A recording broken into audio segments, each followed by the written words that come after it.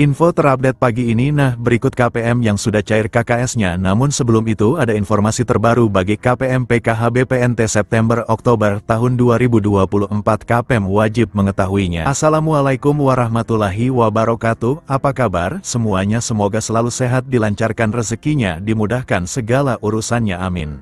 Nah, di video kali ini saya akan berbagi informasi yaitu aturan penting terkait pencairan bantuan PKH tahap September-Oktober tahun 2024.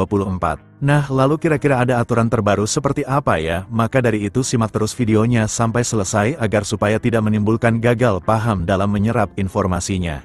Namun sebelum itu jangan lupa dukungannya untuk channel ini, TV-ku ini dengan cara subscribe dan like jika dirasa bermanfaat dan agar tidak ketinggalan informasi terbaru selanjutnya. Bagi yang subscribe semoga selalu sehat, dilancarkan rezekinya, dimudahkan segala urusannya, dan menjadi orang sukses di masa depan, amin. Nah oke, langsung saja berikut ini terkait peraturan terbaru pencairan bantuan PKH BPNT September tahun 2024. Nah perlu diketahui bahwasanya pencairan bantuan PKH di tahun 2024 itu masih sama ya, pencairannya melalui kartu KKS dan nominalnya pun bisa berbeda-beda ya, tergantung komponen yang dimiliki.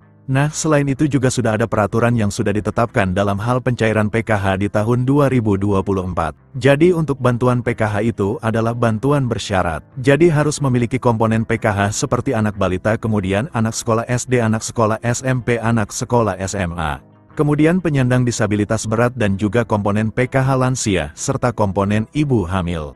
Nah, kemudian ini ada beberapa kriteria untuk menentukan bantuan PKH BPNT-nya bisa cair atau tidak. Nah, jadi yang pertama peraturannya itu para KPM harus terdaftar di dalam di DTKS. Jadi mulai dari anak balita SD, ibu hamil, kemudian anak SMP, anak SMA, penyandang disabilitas, dan lansia tersebut harus masuk di dalam di DTKS dan aktif sebagai penerima bantuan PKH. Kemudian yang kedua, di dalam keluarga maksimal, hanya 4 komponen saja yang bisa masuk ke dalam bantuan PKH. Kemudian yang ketiga, prioritas bantuan PKH yang memiliki komponen datanya itu harus aktif ya, dan padan antara di DTKS dengan Dukcapil. Kemudian peraturan yang kelima, jika kalian terdaftar sebagai penerima bantuan PKH anak sekolah, baik itu SD, SMP maupun SMA, ini datanya harus terdaftar di aplikasi Dapodik sekolah masing-masing dan datanya badan dengan di DTKS, jadi tidak boleh ada perbedaan. Selanjutnya yang keenam, untuk komponen PKH balita yang disebut sebagai komponen PKH balita itu adalah hingga anak yang kedua saja ya. Apabila ada balita ketiga ataupun balita keempat dan seterusnya, maka sudah tidak dapat dibilang penerima bantuan PKH lagi ya, karena dibatasi sampai balita kedua saja. Selanjutnya peraturan ke-8 untuk komponen disabilitas, jadi maksimalnya itu ada 4 orang ya yang bisa menerima bantuan PKH.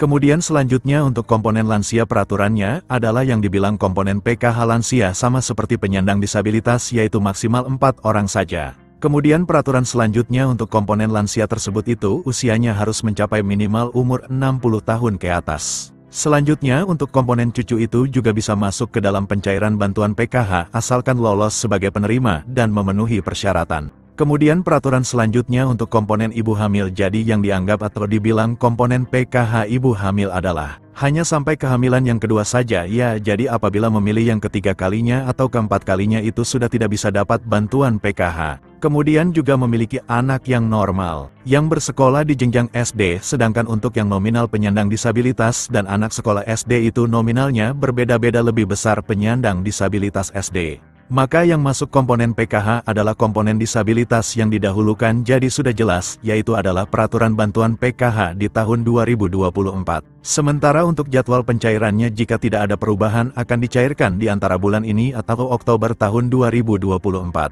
Nah berikut ini KPM yang sudah cair KKS-nya. Nah berikut ini saldonya, cair segini 400.000 kemarin ya, daerah Jember Bank Mandiri cair KKS-nya, semoga yang lain menyusul cair, amin. Nah sekian dulu informasi ini, semoga bermanfaat bagi semua. Assalamualaikum warahmatullahi wabarakatuh.